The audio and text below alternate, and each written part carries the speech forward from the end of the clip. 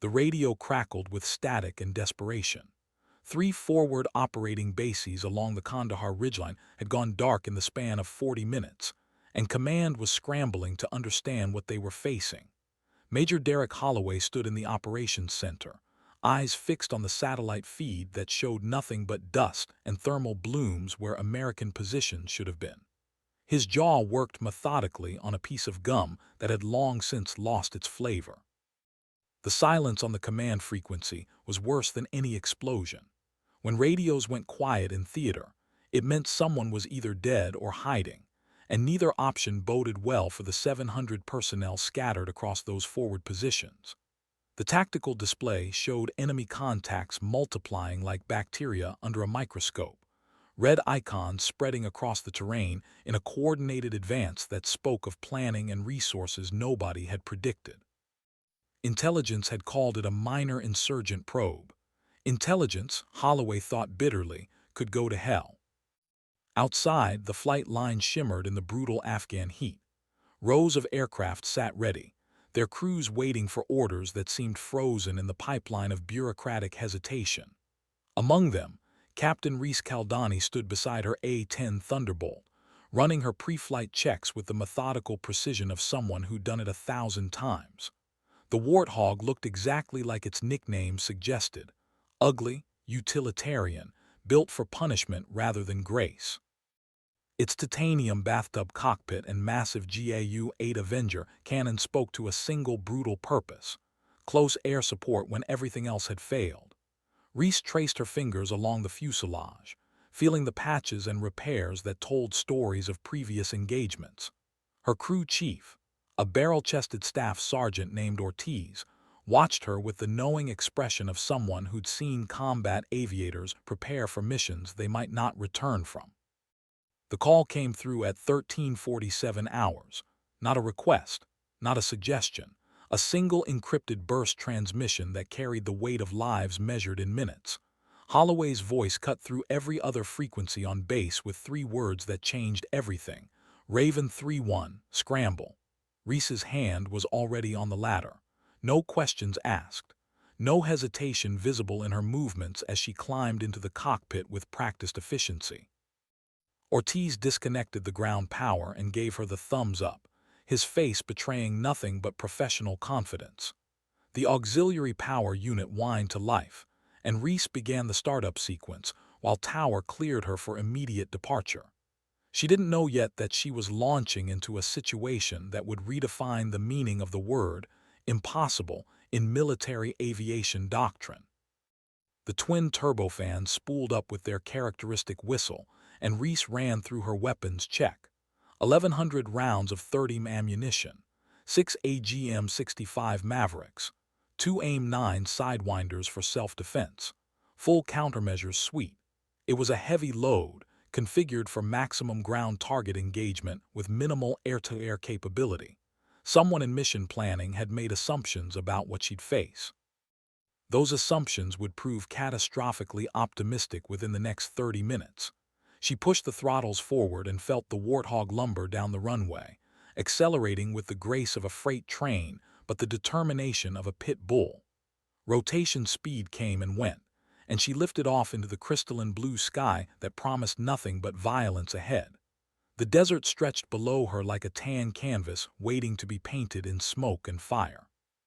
Command's voice came through her headset as she climbed to altitude, vectoring her toward grid coordinates that sat at the convergence of 3 valleys. Major Holloway's briefing was clipped and urgent. 3 FOBs under simultaneous assault. Estimated enemy strength between 400 and 600 fighters with heavy weapons, coordinated tactics, and clear intent to overrun American positions before reinforcements could arrive. The quick reaction force was 30 minutes out. Apache gunships were rearming after an unrelated engagement. She was it. One pilot. 700 friendlies who needed someone to buy them time they didn't have. Reese acknowledged with her call sign, her voice betraying none of the arithmetic she was doing in her head. The math didn't work.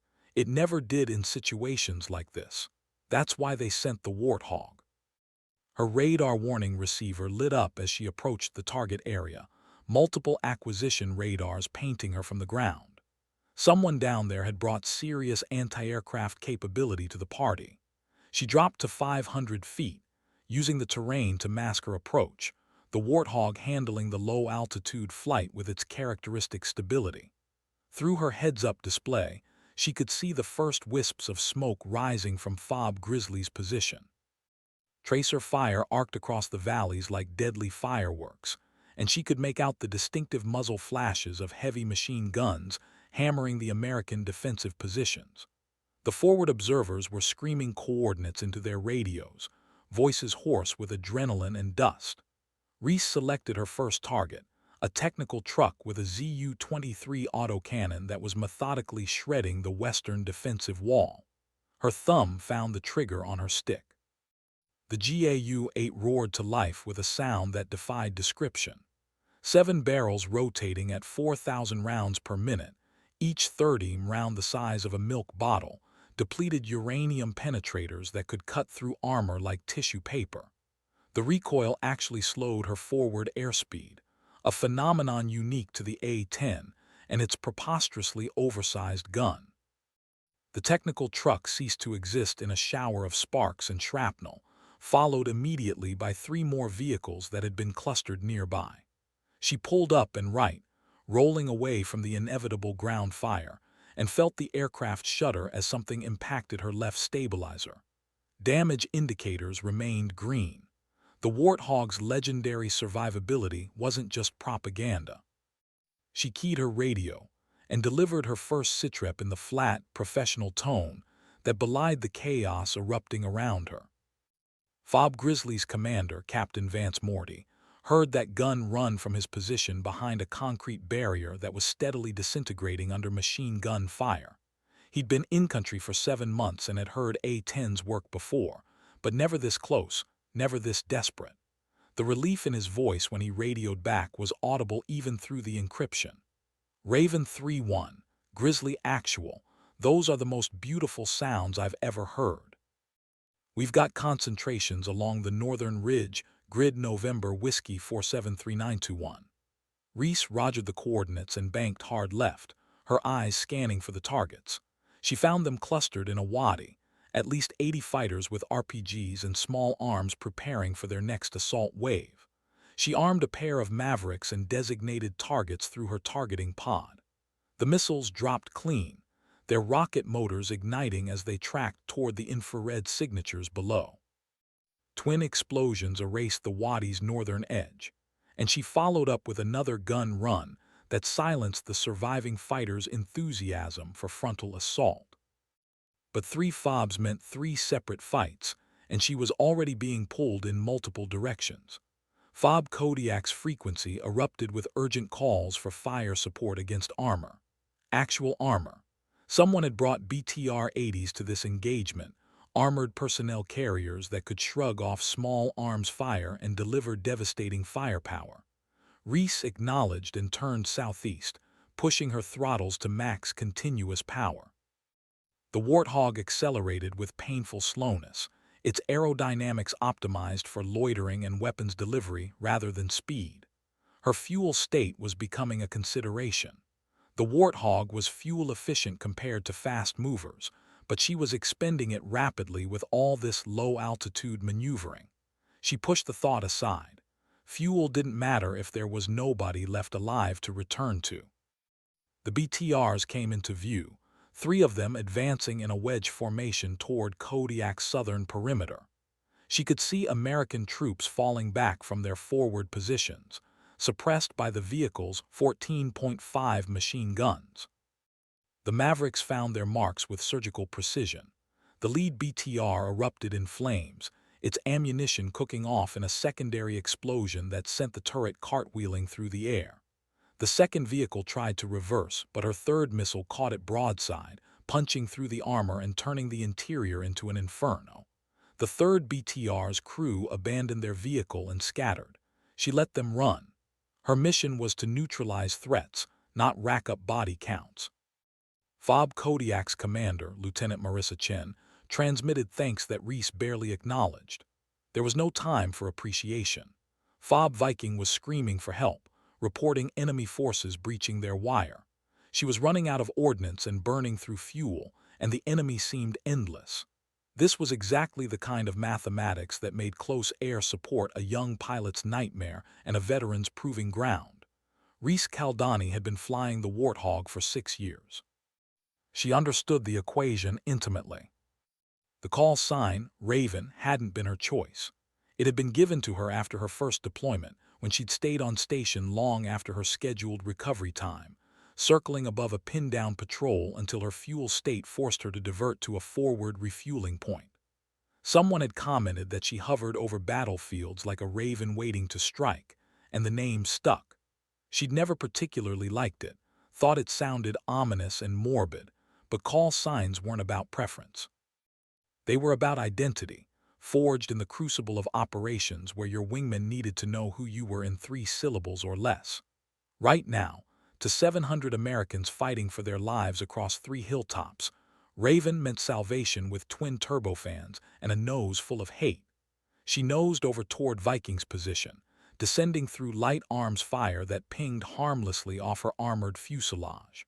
The scene below was chaos rendered in 3 dimensions. Fob Viking was the smallest of the 3 positions, barely a platoon's worth of Marines holding a strategic observation post that overlooked a major supply route. They'd been built to watch and report, not to withstand a determined assault by hundreds of fighters. Reese could see the wire had been breached in 2 locations, and hand-to-hand fighting was occurring in the compound itself. This was going to require precision she wasn't sure she could deliver at combat speed with diminishing ammunition. She toggled her gun to short burst mode and came in low, so low she could make out individual faces in the compound, distinguishing American from enemy by nothing more than position and body language, and the split-second judgment calls that separated friendly fire incidents from successful gun runs. Her first burst caught a cluster of fighters near the motor pool, sending them sprawling. Her second walked a line through the eastern breach, stopping the flood of attackers streaming through the gap. The Marines of Viking rallied with the desperate ferocity of men who'd just been handed a reprieve from certain death. Staff Sergeant Deshaun Porter, the senior NCO on the ground, organized a counterattack that pushed the breaching forces back toward the wire. Reese provided cover, orbiting at dangerously low altitude, her presence alone causing enemy fighters to seek cover rather than press their assault. She was down to 400 rounds of 30 and 2 Mavericks. The math was getting worse. She transmitted a sitrep to command, requesting immediate backup, and received acknowledgement but no promises. The Apache gunships were still 15 minutes out. The quick reaction force was delayed by an IED on their route. She was still alone up here, and the enemy was adapting. Her radar warning receiver began screaming as multiple radar locks acquired her simultaneously. Someone had been waiting for her to fixate on one target long enough to become predictable. She broke hard right and punched countermeasures. The missile came from her 7 o'clock, a surface-to-air weapon that left a smoke trail like an accusatory finger pointing at her vulnerability. Her countermeasures did their job, the seeker head distracted by chaff and flares, and the missile detonated 200 feet behind her, peppering her tail section with shrapnel. More warning lights illuminated her panel, hydraulic pressure fluctuating in the right system. Flight controls still responsive but degraded. She was hit, not critically but enough that any sane pilot would consider egressing the area. Reese checked her fuel state, checked her ammunition count, checked the radio frequencies where American voices were begging for just a few more minutes of cover. Sanity, she decided, was a peacetime luxury. She rolled back toward the fight, calling out the SAM launch position to command and marking it for the Apache when they finally arrived. If she was going to become a target, she'd make sure someone knew where to drop the hammer after she was gone. Major Holloway watched her icon on the tactical display with a mixture of admiration and horror. One aircraft damaged, low on everything that mattered, still engaging against impossible odds. He'd been flying a desk for 3 years, but he remembered what that felt like, the calculus of courage measured in fuel pounds and ammunition counts. He authorized a tanker to move toward the area, knowing it might be too late, knowing it was all he could offer. Around him, the operations center had gone quiet. Every screen showed the same thing. Raven 3-1's icon circling like a protective angel over 3 separate positions, holding back a tide that should have swept them all away 30 minutes ago. Someone muttered that it wasn't possible, that one aircraft couldn't maintain this tempo. Holloway didn't respond. Possible had stopped being relevant the moment the first fob went dark. All that mattered now was buying time measured in human heartbeats and the mechanical endurance of a 30-year-old airframe. Reese's arms ached from fighting the damaged controls. The A-10's manual reversion mode meant she was flying with pure muscle, no hydraulic assistance, every control input requiring physical force that would leave her bruised tomorrow if there was a tomorrow. Sweat soaked through her flight suit despite the air conditioning, and her breathing had become the rhythmic pattern of someone in sustained physical exertion. But her mind remained crystal clear, prioritizing targets with the cold efficiency of a triage nurse in an emergency room. Save the most critical first. Buy the most time with the least resources.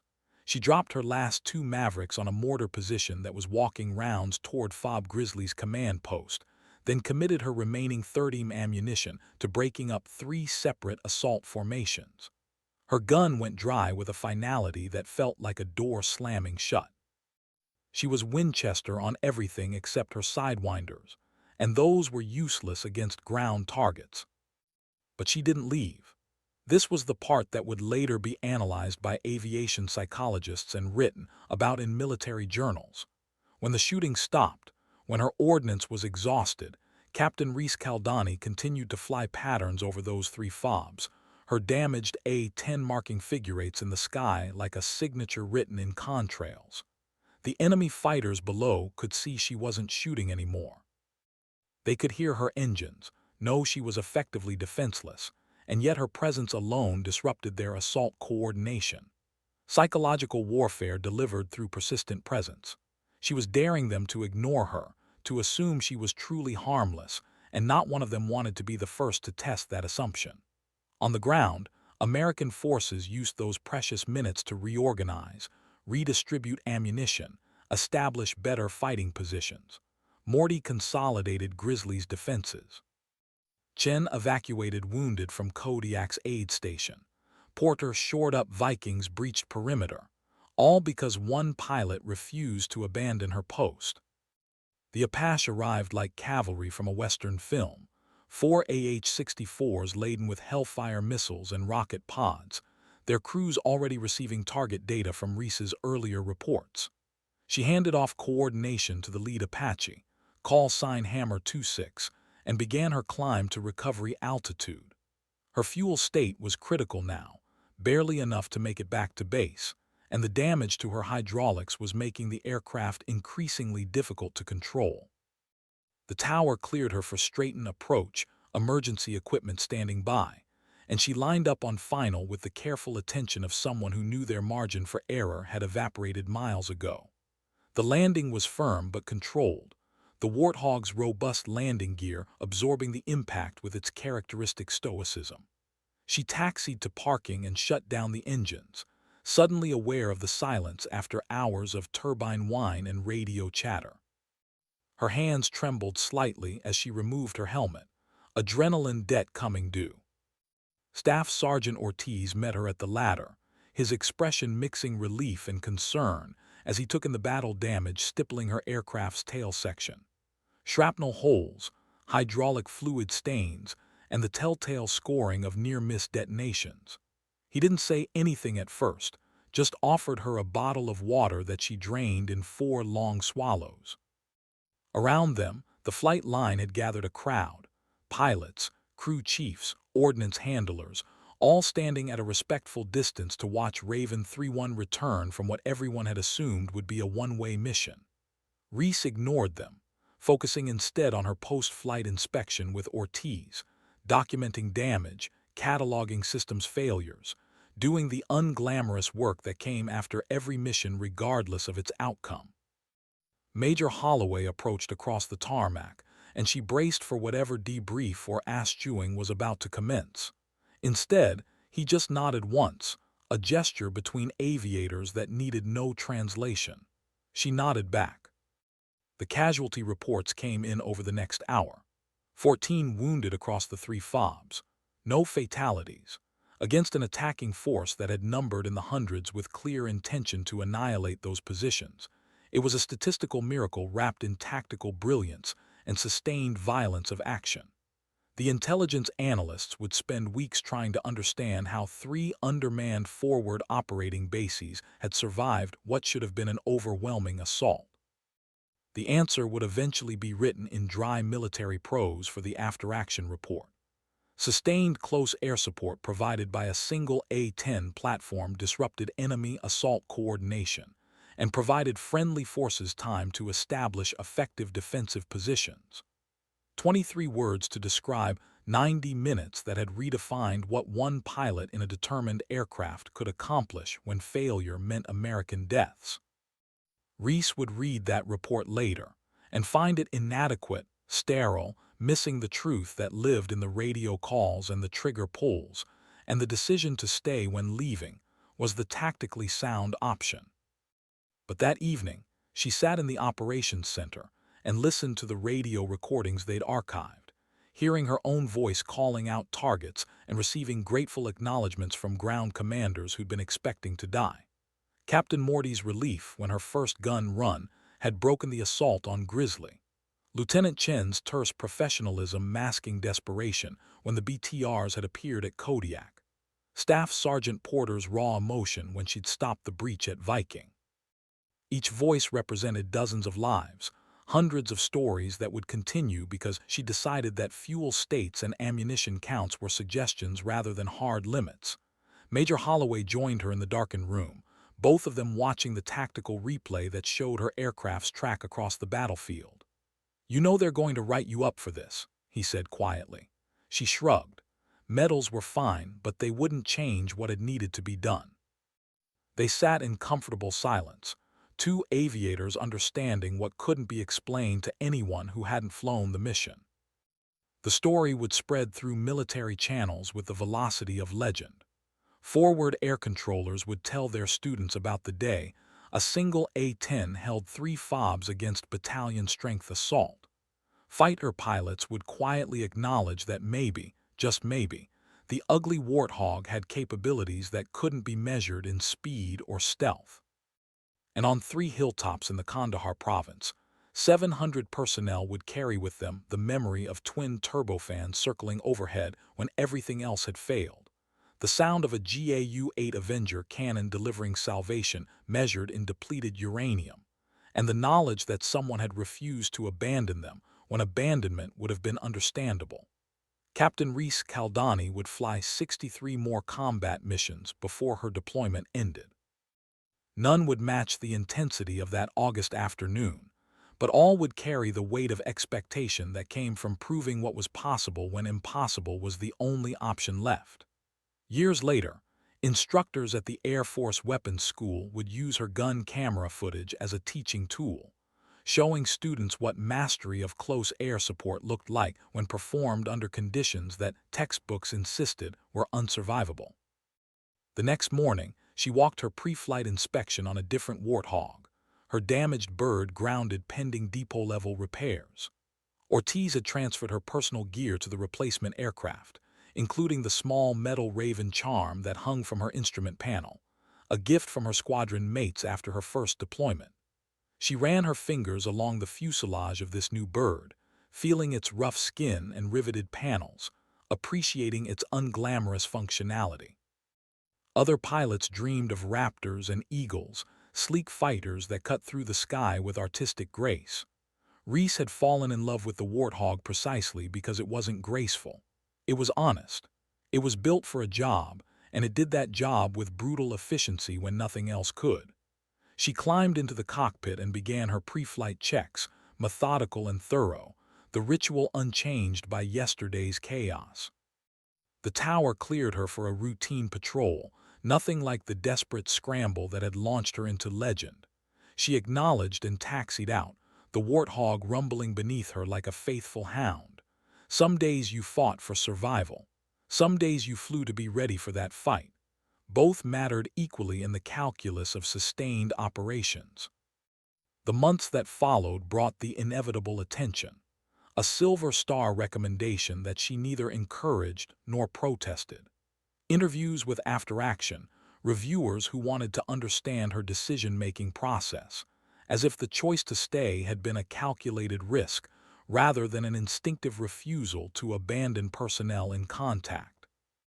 She answered their questions with the same flat professionalism she brought to mission briefs, offering no dramatic embellishments, no false modesty, just the facts of fuel states and ammunition expenditure and target prioritization.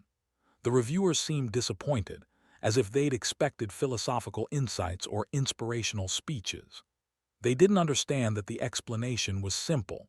American troops were dying, and she had ordnance and airframe remaining. The math had been straightforward even when the odds weren't. Eventually, the interviews ended, and she returned to the rhythm of deployment, missions and maintenance, briefings and debriefs, the steady drumbeat of combat operations that consumed days and weeks until time became measured in sorties flown rather than calendar dates. Her squadron mates treated her differently after Kandahar, not with overt reverence, which would have been uncomfortable, but with a subtle shift in respect that manifested in small ways. Junior pilots asking her advice on target prosecution, crew chiefs taking extra care with her pre-flight inspections. Even the operations officer, a crusty lieutenant colonel who'd flown A-10 since the first Gulf War, nodded approvingly when she entered the ready room. She'd proven something that the Warthog community had always believed but rarely demonstrated at this scale, that their ugly, slow, vulnerable aircraft could accomplish missions that faster, stealthier platforms couldn't match when the situation demanded sustained presence and devastating firepower delivered with surgical precision. The A-10 had been fighting for its survival in the Pentagon's budget wars for decades, always on the chopping block, because it didn't fit modern warfare's high-tech narrative. But Kandahar provided the evidence that sometimes modern warfare still needed a titanium bathtub, a massive cannon, and a pilot willing to stay in the fight. 3 months later, Reese found herself standing on a parade ground at Bagram Airfield, receiving her Silver Star from a 2-star general whose name she immediately forgot. The citation was read aloud, describing her actions with the kind of dramatic language that made her uncomfortable. Heroism under fire, exceptional courage, disregard for personal safety. The words felt inflated compared to the reality of making sequential decisions based on immediate need. She accepted the medal with a salute and the minimum required ceremony, then returned to her duties as quickly as protocol allowed. But that evening, in the privacy of her quarters, she examined the star-shaped medal and thought about the 700 lives it represented.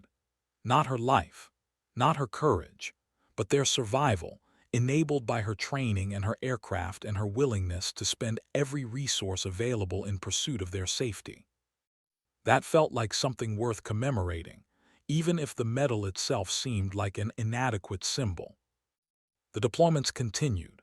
Iraq, Syria, rotations back to Afghanistan as that conflict refused to reach any meaningful conclusion. Reese accumulated flight hours and combat missions, building a career that would eventually take her through captain to major to lieutenant colonel. She commanded a squadron, then a group, rising through ranks in the way competent officers did when they combined technical expertise with proven leadership. But she never forgot the mission that had defined her understanding of what the job meant. Not the peacetime exercises or the training sorties or the administrative duties that consumed increasing amounts of her time as she progressed through higher ranks.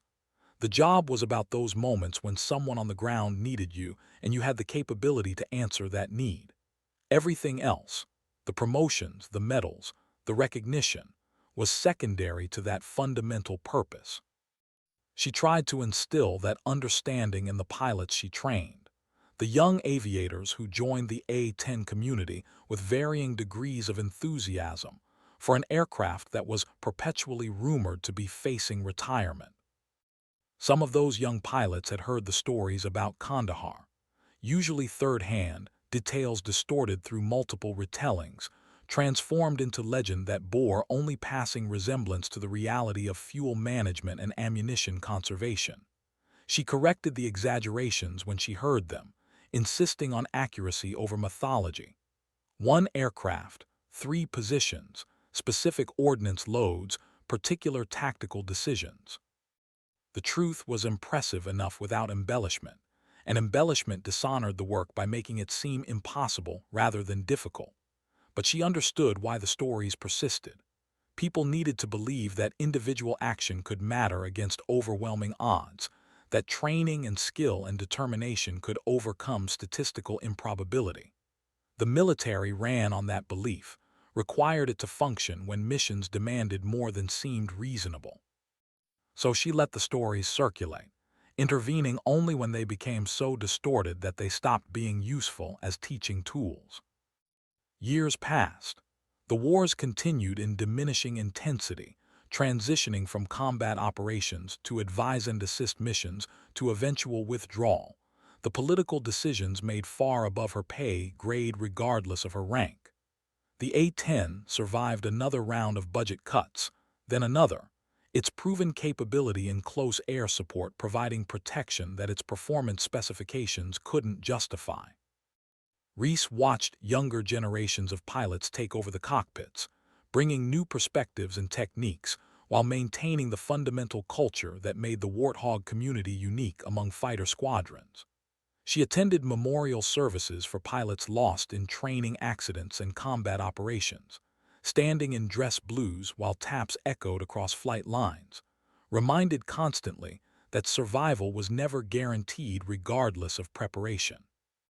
The weight of command included attending those services, writing letters to families, carrying the responsibility for decisions that sometimes had permanent consequences. She bore it with the same steady competence she'd brought to every other aspect of her career. Her final flight in an A-10 came on a clear morning at Davis-Monthan Air Force Base, the Warthog's ancestral home. A traditional retirement ceremony, her last sortie planned as a gentle farewell rather than a combat mission. She flew with a wingman, a young captain who joined the squadron after the wars had wound down, who knew Kandahar only as a story. They executed a simple tactical formation flight, nothing demanding, just two aircraft moving through the sky in synchronized precision. But as she flew, Reese found herself remembering that August afternoon 2 decades earlier, the weight of the stick in her hands as she'd fought damaged hydraulics, the voices on the radio pleading for just a few more minutes. She'd given them those minutes and many more, stayed until she had nothing left to give except her presence. That had been enough. It had to be enough, because there was nothing else available. They landed in formation, touching down simultaneously on parallel runways, then taxied to the designated parking area where the ceremony would conclude. As she shut down the engines for the final time, Reese felt the profound silence that came after the turbines spooled down, that moment when the mechanical symphony yielded to simple air and ambient sound. She climbed down the ladder, received her helmet from the waiting crew chief with formal precision, then turned to face the assembled crowd. Colleagues, students, commanders past and present, all gathered to mark the end of a career that had spanned 3 decades and 5 combat deployments. The squadron commander said appropriate things about service and dedication. A formation flight roared overhead in missing man formation, one aircraft breaking away to symbolize her departure. It was dignified and proper and entirely inadequate to capture what it meant to walk away from the identity she'd worn for so long. But military ceremonies were about ritual, not sentiment. She accepted both with equal grace. The reception afterward was held in the squadron bar, that sacred space where war stories were traded and traditions maintained. Someone had mounted her call sign plaque on the wall alongside hundreds of others, a permanent record of her time in the community. Raven 3-1, etched in brass, no different from all the others except in her memory where it connected to specific moments and missions. Young pilots approached her with questions about techniques and tactics, and she answered generously, passing along the accumulated wisdom of thousands of flight hours. But she also listened to their stories, their experiences in different conflicts and different contexts, recognizing that the job evolved even as its core purpose remained constant. They would face challenges she hadn't encountered, use technologies she'd barely seen, fight wars shaped by different political realities. But they would still climb into unglamorous aircraft and provide support to personnel on the ground who needed them. That continuity mattered more than any individual contribution. As the evening progressed and the crowd thinned, Major Holloway appeared beside her. He'd retired 6 years earlier but maintained connections to the community, attending significant events when invitation allowed. They'd stayed in touch sporadically, exchanging occasional emails about nothing in particular, bound by that shared experience of her most significant mission. "You know they still teach Kandahar at the schoolhouse," he said without preamble. She nodded. She'd guest lectured there twice, walking students through her decision-making process, showing them gun camera footage and tactical displays. "They teach it wrong," she replied with a slight smile. "They make it sound like inspiration when it was just arithmetic." Holloway laughed, understanding exactly what she meant. Courage looked different from the cockpit than from the ground. It wasn't dramatic or heroic. It was calculating fuel burns and ammunition counts, and making the next decision in a sequence of decisions that eventually added up to something that looked impressive in retrospect. They talked for a while about mutual acquaintances, changes in doctrine, the perpetual rumors about the A-10's impending retirement that never seemed to materialize. Eventually, conversation lapsed into comfortable silence, two veterans watching a new generation of pilots celebrate and commiserate in the way military aviators had for as long as there had been military aviation. "You saved a lot of lives that day," Holloway said finally. Reese considered the statement, then shook her head slightly. "I delayed their deaths," she corrected. "They saved themselves by fighting when I gave them time to do it." It was an important distinction in her mind. She'd been a force multiplier, not a savior. The Marines at Fob Viking had stopped the breach. The soldiers at Grizzly and Kodiak had held their positions. She'd provided the breathing space for them to employ their own training and courage. That seemed more accurate than the narrative of solitary heroism that people preferred. The final guests departed near midnight, leaving the squadron bar to its usual inhabitants, the ghosts of missions past and pilots gone. Reese walked the flight line one last time, past rows of A-10s sitting silent in the darkness, moonlight reflecting off their distinctive canopies. She stopped beside one bird, its nose art featuring a cartoonish warthog wielding a massive gun, and placed her palm flat against the fuselage. The metal was cool, inanimate, just aluminum and titanium shaped for purpose. But in her memory, it was alive, breathing, screaming defiance at an enemy that outnumbered and outgunned the Americans it was protecting. The Warthog had never been the fastest or the stealthiest or the most advanced. It had simply been there when needed, reliable and lethal and willing to absorb punishment while delivering hell. That was its legacy. That would remain its legacy long after the last one was finally retired to a museum. She stood there for several minutes, saying farewell without words, then turned and walked away. Some relationships didn't need elaborate goodbyes. The work spoke for itself.